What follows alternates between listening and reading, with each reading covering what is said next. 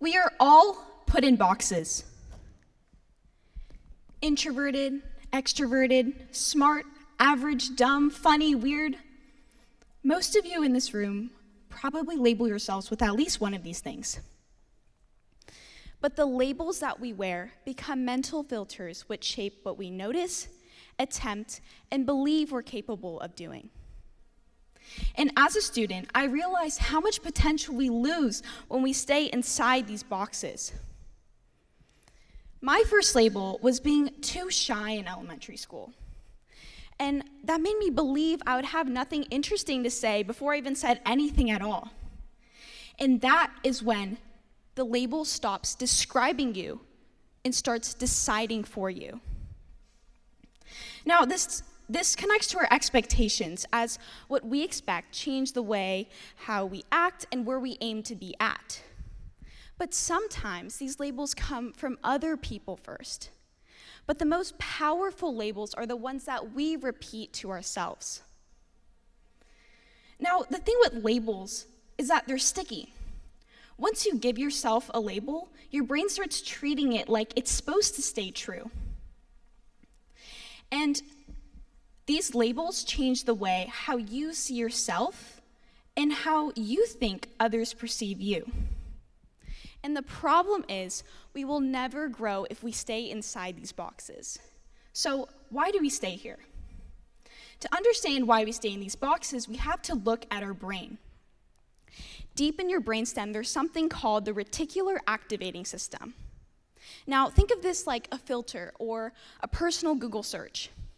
Every second, you're bombarded with millions of bits of information. And what's crazy is that your conscious mind can only handle around 10 to 50.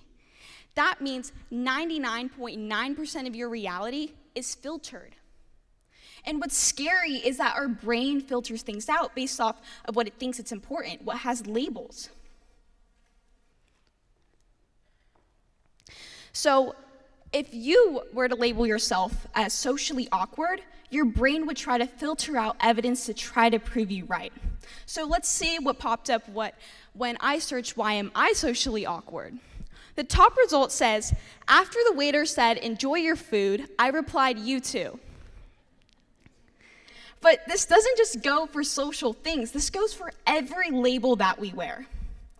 If you tell yourself, I'm lazy, I'm a procrastinator, I'm not good at math, I'm not athletic, your brain starts treating these statements like facts instead of temporary behaviors.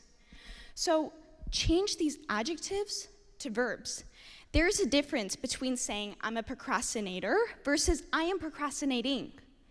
You aren't doomed to fail. And when you recognize these habits, get back up. Because recognizing a weakness is not the same as turning it into an identity. And once I understood that, I realized how often society, others, and most importantly, ourselves put on these labels. I saw this play out during sailing practice last year. Now, I've only been racing competitively for around 2 years, and I don't have the same experience like many other of my teammates. But I knew this practice was gonna be rough starting from school when I could feel the wind blowing me away. But by the time we hit the water, it was hitting over 25 knots, which is close to 30 miles per hour. And the whole time I was freaking out. I was saying, I can't do this, I'm gonna capsize. The swells were massive, and because of a recent concussion, I was wearing a bike helmet, which might sound funny now, but I was too scared to laugh in the moment. And what I feared happened. I flipped twice. I was soaked, bruised, exhausted, but when you're in the middle of the ocean trying to flip a boat back over, telling yourself, I can, is the only thing that matters. Because before that practice, I already labeled myself. I said, I'm not experienced. I'm not capable of handling these conditions. I let fear decide who I was before I gave myself a chance to grow. Now, sailing is probably one of the most amazing but scariest things that I do. But the next time it hit 25 knots, my confidence changed. Why? Because my label changed. I had now just created evidence that I am capable of surviving these conditions. And that taught me confidence to trust in yourself is built after you challenge the label. Now, this is explained by the Golem effect, which says when you have a negative label, your cognitive performance decreases because your expectations lower. The boundaries of what you think is possible become so much smaller. But when you have a high potential label, your expectations rise. Therefore, your persistence rises to meet those expectations, and that is called the Pygmalion effect. And over time, your brain starts using these expectations as evidence of what your brain starts to believe in. Now, sometimes fear is created by a label, but sometimes labels create this wall that stop us from trying anything at all.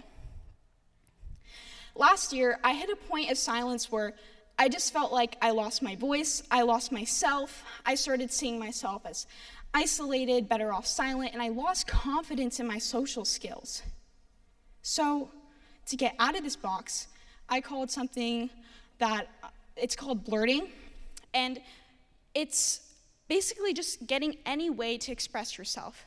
It's not blurting random things, but imperfect things, messy things, to join a conversation, to blurt any word out. And the thing with labels is that the deeper one is, the harder it is to remove it. So over time, every conversation, every blurt was another punch to the label. It was another punch to this box. And eventually, I was becoming the person that I wanted to be, not what the label said I was. I stopped seeing myself defined by silence and started seeing myself more involved, open, and present in conversations again. Now, labels also started affecting my academics. Most students walk into a classroom pre-decided on what they're good at or not good at. So most students say that they're good at this subject or bad subject, and I've always labeled myself as good at STEM. So I've always had high expectations of myself in these classes. So in chemistry class, when I had 2 horrible tests and 3 barely passing quizzes, I was like, struggling in this class didn't sound like me. But because of this evidence, a new label emerged. I said, I'm not good at this. My brain isn't built for this. But then I thought of the 25-knot wind.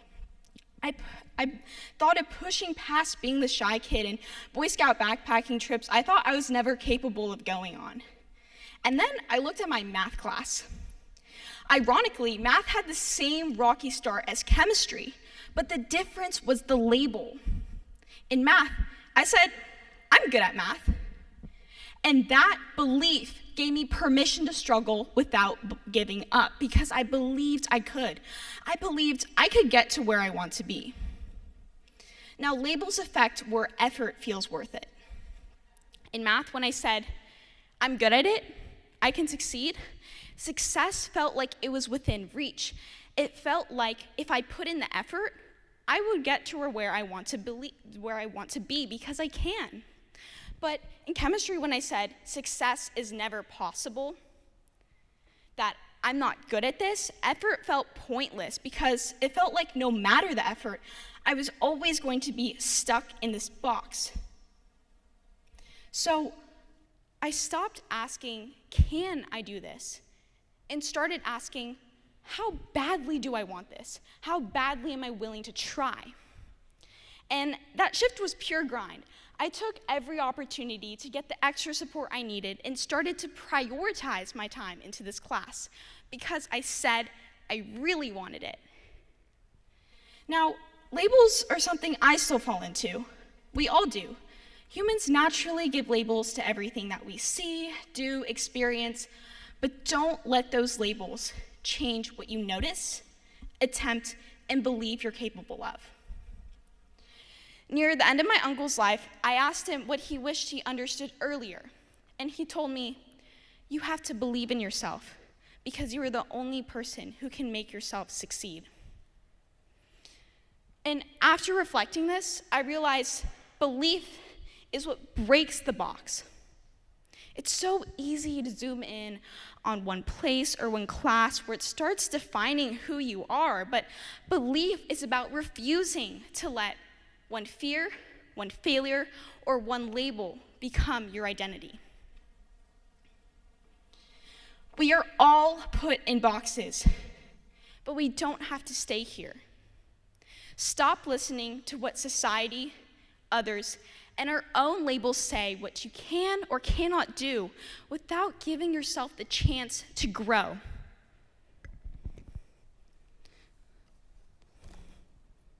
So break the box by telling yourself, I can. Break the box by changing those adjectives to verbs. And break the box by telling yourself, I can do anything I want because I have the power to make it happen. Because once you break the box, you realize the walls were never really there. So ask yourself, who do you want to be?